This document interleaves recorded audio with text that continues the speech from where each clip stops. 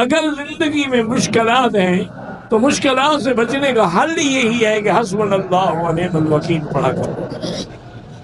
گھر میں کوئی بڑی پریشانی ہو جاتی ہے سارے گھر والے حسبنا اللہ و نعم الوکیل.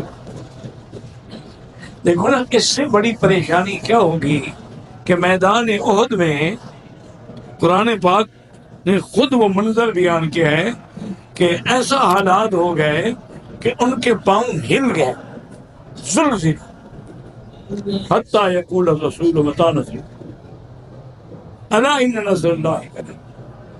تو اس وقت بھی صحابہ نے کیا پڑھا؟ حسبنا اللہ و نعم الوکیل. پھر قرآن کہتے ہیں جب انہوں نے پڑھا تو فانقلبوا بنعمۃ من اللہ وفضل لم یمسسہم سوء، اللہ نے ان کو نعمتوں سے بھی نوازا اور پھر اس کے بعد کوئی تکلیف نہیں ہوئی. تو یہ تو ایک بہت بڑی نعمت ہے اگر تمہیں قدر ہے. بعض اللہ والوں نے کتاب لکھی ہے القول الجمیل فی فضل حسبنا اللہ و نعم الوکیل کہ اس کے پڑھنے کے کیا کیا فائدے ہیں.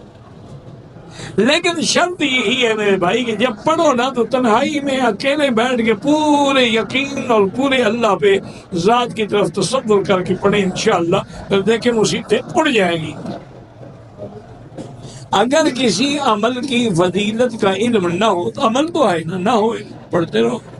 اور یار سب سے بڑا وظیفہ قرآن پڑھا کرو، سب سے بڑا وظیفہ درود شریف پڑھا، سب سے بڑا وظیفہ لا الہ الا اللہ محمد رسول اللہ کلمہ پڑھا کرو. اس سے بڑا کوئی روحانی علاج نہیں.